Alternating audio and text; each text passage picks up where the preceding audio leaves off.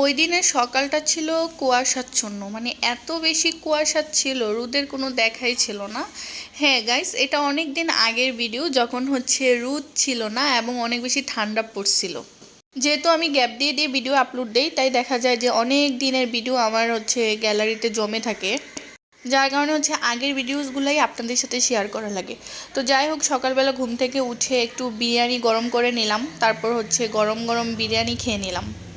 তারপর বিরিয়ানি খাওয়ার পর দেখলাম যে আমাদের বাসার সামনে, মানে সামনে না, মানে পেছনে যে একটা সবজির বাগান আছে, যেটা সব সময় আপনাদের সাথে শেয়ার করি, সেই সবজির বাগানে হচ্ছে আমার মা আর আমার বাস্তি গিয়েছিল সবজি আনার জন্য। তো সেখানে হচ্ছে ফ্রেশ অনেক সবজি বিক্রি করে। তো উপরতলা থেকে, মানে তিনতলার একটা আন্টি বলতেছিল যে লাউগুলা কত টাকা দিয়ে নিয়েছেন বা কেমন। তো আমার মা হচ্ছে দেখাচ্ছিল যে এই যে এরকম, ভালোই, খারাপ না। তারপরে এখান থেকে মিষ্টি কুমড়াও নিয়ে নিল। তো এই ফ্রেশ লাউ, আর সবজির মধ্যে লাউ কিন্তু আমার অনেক পছন্দ, মাছের মাথা হোক, চিংড়ি মাছ দিয়ে হোক, যেভাবেই রান্না করা হোক না কেন, লাউ আমার কাছে অনেক বেশি ভালো লাগে। সবচেয়ে বেশি ভালো লাগে যখন সকালবেলা ভাপা পিঠা দিয়ে লাউ দিয়ে খাওয়া হয়, মানে লাউ তরকারি দিয়ে খাওয়া হয়। আর এটা হচ্ছে মিষ্টি কুমড়ার, মিষ্টি কুমড়া তরকারি আমার একেবারেই পছন্দ না, মিষ্টি কুমড়া ভাজি আমার অনেক পছন্দ, যেটা রুটি দিয়ে খেতে আমি অনেক বেশি পছন্দ করি। তো যাই হোক, সকালবেলা নাস্তা করার পর ভাবলাম যে একটু কফি খেয়ে নেই, কারণ কফি না হলে তো আমার চলেই না, চা কফি আমার লাগবেই লাগবে। তো দেখলাম যে একটু পরেই রোদ উঠে গেছে, তো রোদ উঠলে তো আমার খুব ভালো লাগে শীতকালে। তো এই রোদের মধ্যে বসে বসে হচ্ছে কফি খাচ্ছিলাম। তারপরে দুপুরে রান্না বান্নার আয়োজন চলছে। আজকে হচ্ছে গরুর মাংস দেন হচ্ছে মুরগির মাংস রান্না করা হবে। আর এই যে দেখুন এই দেয়ালটার কি অবস্থা।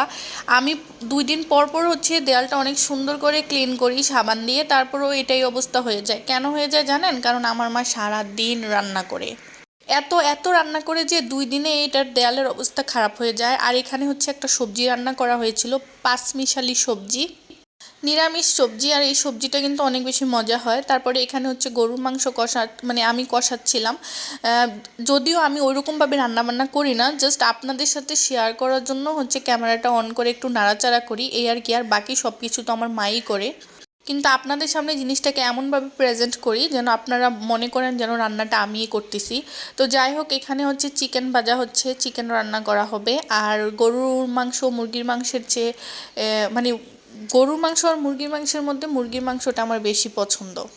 আর আমি মুরগির মাংস রান্না করতেও অনেক বেশি পছন্দ করি, গরুর মাংস রান্না করতে তেমন একটা পছন্দ করি না। আর আমি সঠিক জানিও না গরুর মাংসের মধ্যে ওইরকম মানে কী ধরনের কী পরিমাণে মশলা দেওয়া লাগে।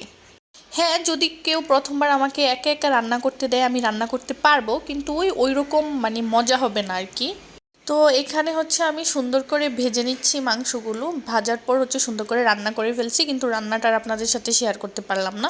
তারপর গরুর মাংস হওয়ার পর হচ্ছে আমি রুটি দিয়ে গরম গরম গরুর মাংস খেয়ে নিলাম। যদিও এটা দুপুরের রান্না ছিল, কিন্তু ফ্রিজে রুটি ছিল, যার কারণে হচ্ছে আমি একটু রুটি দিয়ে খেয়ে নিলাম।